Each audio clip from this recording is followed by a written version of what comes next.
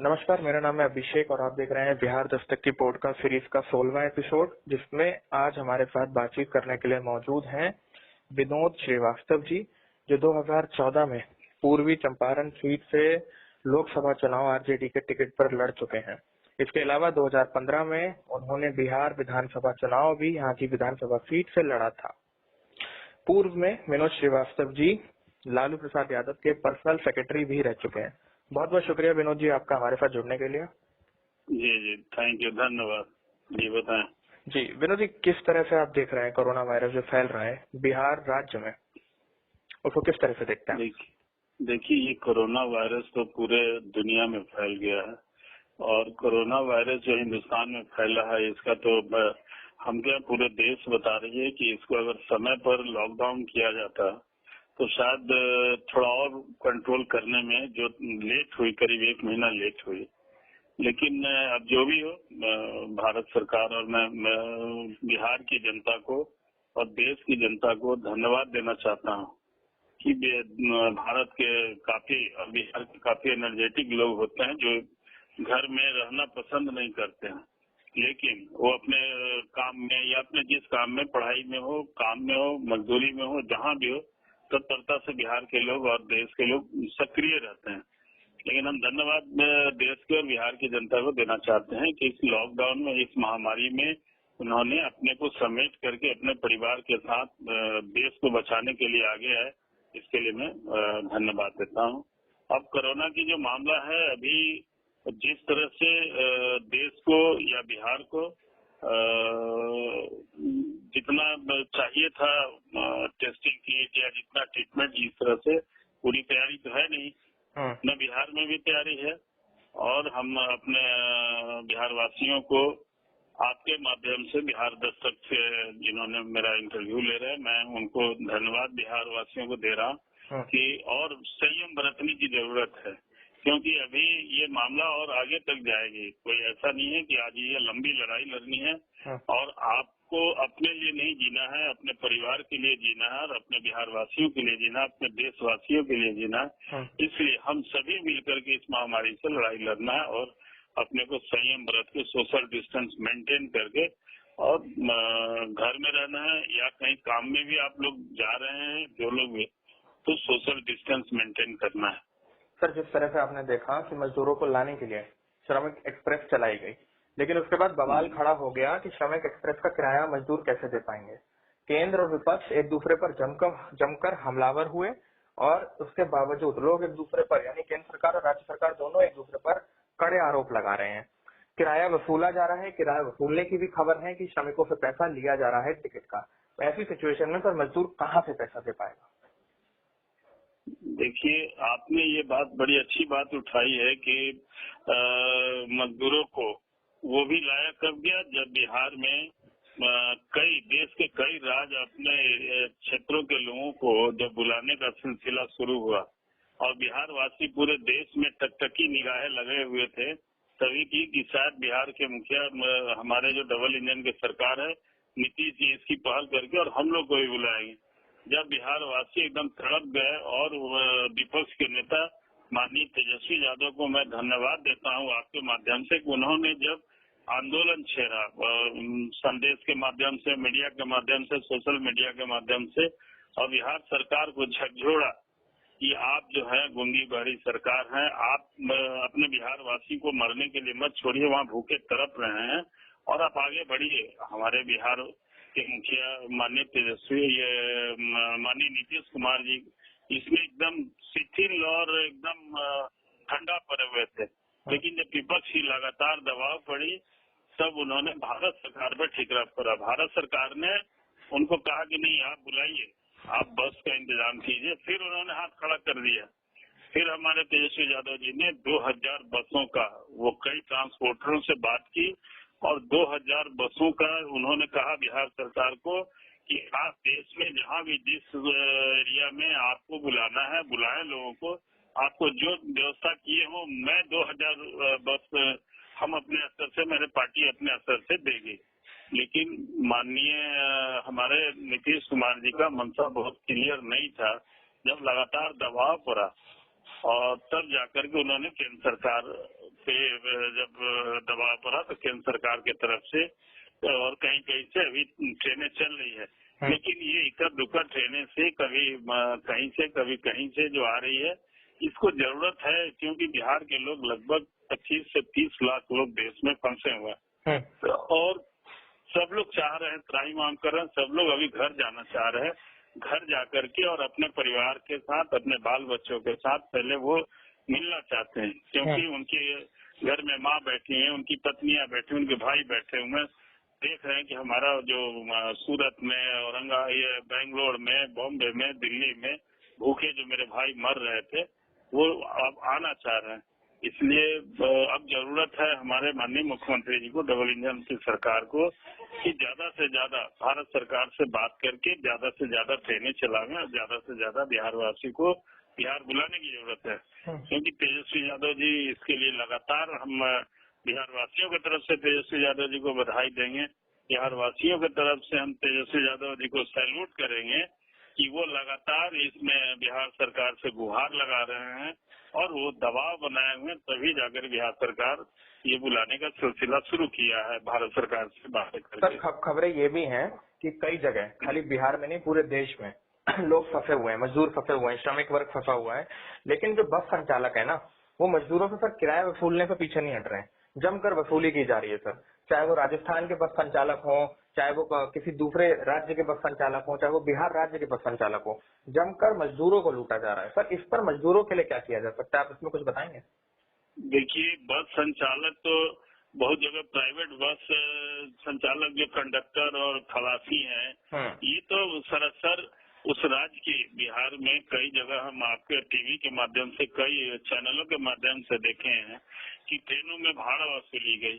ये तो बड़ा दुखद बात है भारत सरकार को भी कि आप एक तरफ पूरे देश में कई संसाधनों से, कई मतलब जगह से पैसा आपकी आ रही है, उसके बाद आप उस गरीब आदमी से जो 2 महीने से मजदूरी नहीं कमा रहा है, 2 महीने से भूखे मर रहा है और उससे ट्रेनों में भाड़ा ली गई, ये तो बड़ा ही गलत और बहुत ही ये अशोभनीय काम हुआ है कि गरीब मजदूरों से कई जगह से भाड़ा ली गई।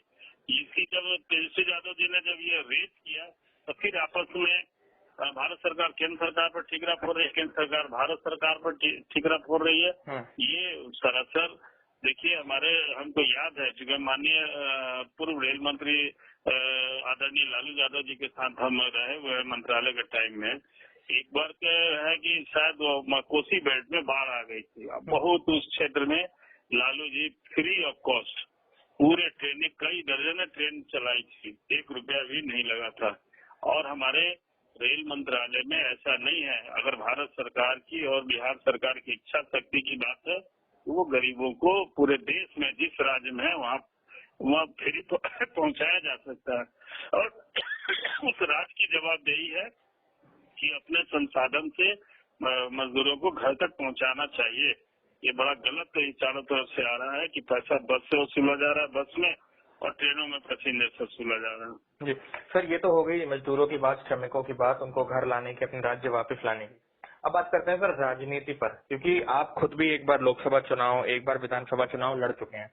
ऐसे में किसी ने कोरोना वायरस के आने की संभावना नहीं की थी, लेकिन अब कोरोना आ चुका है, अपने पैर पसार चुका है, लॉकडाउन चल रहा है, लेकिन सबको पता था कि इस साल बिहार राज्य में विधानसभा चुनाव होने हैं, नीतीश कुमार जी का कार्यकाल खत्म हो रहा है। ऐसे में कोरोना वायरस का क्या प्रभाव पड़ सकता है बिहार के आगामी विधानसभा चुनाव में? देखिए, कोरोना वायरस से तो बिहार में या जहाँ जिस राज्य में चुनाव होना है, इस साल आपको अक्टूबर नवंबर में बिहार में चुनाव होना है। ये तो भारत सरकार और ये चुनाव आयोग तय करेगी समय पर, लेकिन जिस तरह से लगातार ये कोरोना का कोई अभी आजकल में खत्म होना नहीं है, ये तो संभावना है कि अभी 2-3-4 महीना तक लंबा चलेगी। अब ये चुनाव आयोग तय करेगी कि बिहार के हालात और कोरोना के हालात को कब चुनाव कराएंगे। वैसे ड्यू तो अक्टूबर या नवंबर में खत्म हो रहा है, लेकिन आगामी चुनाव जो बिहार में चुनाव है, बिहार के गरीब गुरबा जो है ना, बिहार के जो तमाम पूरे देश के जो गरीब मजदूर जो अभी बिहार में पलायन करके निकले थे और जो आ रहे हैं, ये चारों तरफ अब नीतीश कुमार जी का पोल खुल गया है। लोगों को बेवकूफ बना रहे थे, कोई ठोस योजना नीतीश कुमार जी का नहीं था बिहार में, आपने देखा होगा चमकी बुखार में इसी तरह बिहार में फिसड्डी साबित हुआ, पटना में बाढ़ आई इसी तरह फिसड्डी साबित हुआ। कोरोना में भी इनकी कोई इंतजाम नहीं है, भगवान भरोसे हैं और कहीं से कोई इनका तैयारी नहीं है माननीय मुख्यमंत्री जी का। ये बस कभी राजद के पल्लू पकड़ के, कभी बीजेपी के पल्लू पकड़ के और ये अपना सरकार बना लेते हैं। कोई योजना नहीं है, बस योजना इतना ही है आपके माध्यम से कि बिहार की जनता जान गई है कि ये बस एक आपको शराबबंदी का ढिढोरा पीटते हैं ताकि इनकी सारी योजना जो नाकाम है उसको शराबबंदी पे ही दिन भर मीडिया में बात चलती रहे और दहेज मुक्ति वाला बस मामला इनका चलते रहे। जल नल योजना फ्लॉप हुआ, हरियाली योजना, ये सारा योजना लूट की योजना रही है। इसलिए कोई भी रोड पे योजना नहीं है, कोई भी सतह पे योजना नहीं है। इसलिए बिहार के गरीब गुरबा इस बार नीतीश कुमार से पेंट छुड़ाएगी और दूरदर्शिता तेजस्वी यादव जी का जो एकदम विजन शार्प है, उनका काम करने का तरीका शार्प है। इसलिए उन्होंने अपने जो 1.5 साल में अल्पकाल में जो उप मुख्यमंत्री का काम करके अब बिहार में उन्होंने काम करके दिखाया है, कोई अंगुली नहीं उठा सकता उनके कार्यकाल में। और जो भी काम उनके कार्यकाल में हुआ है काफी सराहनीय कार्य रहा है, बिहार के लोग बताते हैं, हम लोगों ने भी देखा है। इसलिए सारे लोग बिहार की अब आगामी मुख्यमंत्री तेजस्वी यादव जी को रूप में देखना चाहती है। सब लोग गोलबंद हो चुका है, बिहार की जनता गोलबंद हो चुकी है। कहीं वहाँ बिहार में अब अता पता नहीं मिलेगा आपको एनडीए की कोई, बस सिर्फ आरजेडी गठबंधन की ही सरकार बनेगी। आरजेडी गठबंधन के साथ जो लोग भी हैं तो कोई मिलकर के और सरकार बनाएंगे ये तेजस्वी यादव जी के नेतृत्व में। लेकिन सर आप भी जानते हैं आरजेडी सुप्रीमो लालू जी इस समय जेल काट रहे हैं और उनके जो दोनों बच्चे हैं तेजस्वी और तेज प्रताप यादव, कहीं ना कहीं वो इन चीजों को संभाल पाने में पूरी तरह से सही साबित नहीं हुए हैं, क्योंकि आरजेडी का गठबंधन एक तरह से माना जाएगा कि कांग्रेस के साथ ही जाएगी आरजेडी। हालांकि चुनावी समीकरण क्या होंगे वो कहना अभी थोड़ी सी जल्दबाजी होगी, लेकिन नीतीश कुमार जी का गठबंधन भारतीय जनता पार्टी से है और अन्य रालोसपा जैसे जो दल है, खासतौर पर उपेंद्र कुशवाहा जी कितना भी अलग हो जाए लेकिन बाद में फिर वो साथ एक ही साथ आ जाते हैं। ऐसे में लालू यादव की पार्टी इस बार क्या अलग कर सकती है कि जिससे उन्हें जीत हासिल हो भारी सीटों पर, क्योंकि सर 75 सीटों पर आप सरकार नहीं बना सकते बिहार में, आपको उसके लिए सर बहुमत चाहिए और कांग्रेस इस स्थिति में नहीं है इस समय कि बिहार में वो 20 सीट से ऊपर जा पाए। देखिए बिहार में इस बार जो आपने कहा, बिहार में अब इस बार सिर्फ ये देख रहा है लोग कि भाई नीतीश कुमार को 15 साल मिला सत्ता, लेकिन कोई काम नहीं किया और नीतीश कुमार के साथ भारतीय जनता पार्टी ही लगातार सरकार में रही है। दोनों मतलब पूरा 15 साल शासनकाल भाजपा और नीतीश कुमार, इसलिए हम अकेले नीतीश कुमार जी को भी दोषी नहीं मानेंगे, इसमें दोषी भारतीय जनता पार्टी के भी सारे लोग हैं।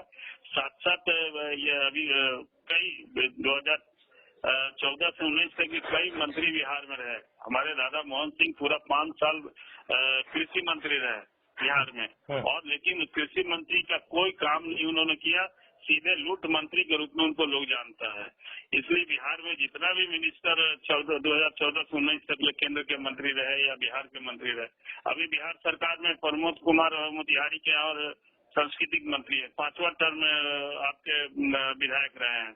यही धरातल पे सिर्फ अपना विधानसभा के धरातल पे बता दें कि मैंने क्या किया प्रमोद कुमार, इसलिए वो सारा के सारा लोग अब कलई देख लिया, अब एकदम नया दूरदर्शिता चेहरा देखना चाहता है और उसमें सफल सबसे अच्छे चेहरा तेजस्वी यादव के रूप में लोग देखना चाह रहा है। वहाँ लड़ाई आरजेडी भर से ज्यादा होगी, ये जान लीजिए। आरजेडी के साथ सभी लोग हैं, चाहे उपेंद्र कुशवाहा जी हो, माननीय जीतनराम मांझी हो, माननीय निषाद जी हो या कांग्रेस पार्टी हो, ये आरजेडी के साथ है और आरजेडी ही सरकार बनाएगी। आप देख लीजिएगा, मैं अभी बताता हूँ कि आरजेडी का ही सरकार बनने वाला, इसमें कोई कोताही नहीं है। सर ऐसा नहीं है कि लोगों ने आरजेडी को बहुमत नहीं दिया, लोगों ने आरजेडी को भी अच्छी सीटें दी, जिसके दम पर सर आप ही के तेजस्वी यादव जो नेता है वो बिहार के उप मुख्यमंत्री बने।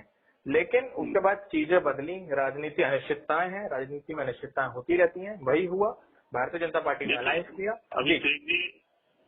अभिषेक जी आपने ठीक कहा, वहाँ जनादेश मिला था आरजेडी को और आरजेडी के साथ गठबंधन को, और ये जनादेश का अपमान ये नीतीश कुमार जी ने किया है। उसी का सबक जो इस बार वहाँ पूरे बिहार की गरीब, पिछड़ा, अति पिछड़ा और जितने भी सभी वर्ग, सभी समाज के लोग इस बार नीतीश कुमार को सबक सिखाएंगे कि आपको दिया गया था तेजस्वी यादव जी के साथ मिल करके, एक नौजवान के साथ मिल करके और बिहार को कुछ नया करने का, और आपने जनादेश का अपमान किया है।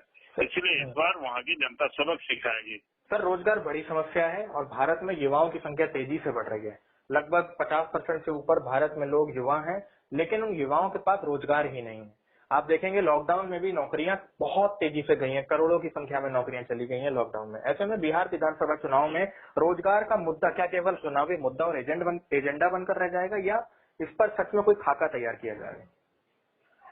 देखिए, हमारे जहाँ तक हमको जो ये है, तेजस्वी यादव जी ये तो कोरोना का अभी लड़ाई लड़ रहे हैं। तेजस्वी यादव जी पिछले साल से ही नौजवानों के लिए और छात्रों के लिए और बेरोजगारों के लिए वो रोड मैप तैयार किए हैं, और पूरा उनका अभियान ही है कि बेरोजगारी पर जितने भी बिहार में बेरोजगार हैं उसको कैसे आगे रोजगार मिले, कैसे उनको नौकरियां मिले, कैसे उनको स्ट्रीमलाइन में लाया जाए, ये उनका एजेंडा ही है आदरणीय तेजस्वी यादव जी का। शिक्षा पे और स्वास्थ्य पे ये मेन एजेंडा है हमारे आदरणीय तेजस्वी यादव जी का, कि बिहार में शिक्षा की जो बदहाली है और स्वास्थ्य की जो बदहाली है और जो बेरोजगारी है, ये एजेंडा हमारे माननीय तेजस्वी यादव जी का है। और हमारे राजद के सारे लोग कमर कस लिए हैं इस बार। तो सर, आप चुनाव लड़ेंगे इस बार विधानसभा चुनाव में? ये तो पार्टी तय करेगी। मैं तो पार्टी का एक सिपाही हूँ, सेवक हूँ, और पार्टी का एक हम राजद के एक अपने कार्यकर्ता के रूप में पार्टी का काम करते रहते हैं। ये पार्टी निर्णय करेगी।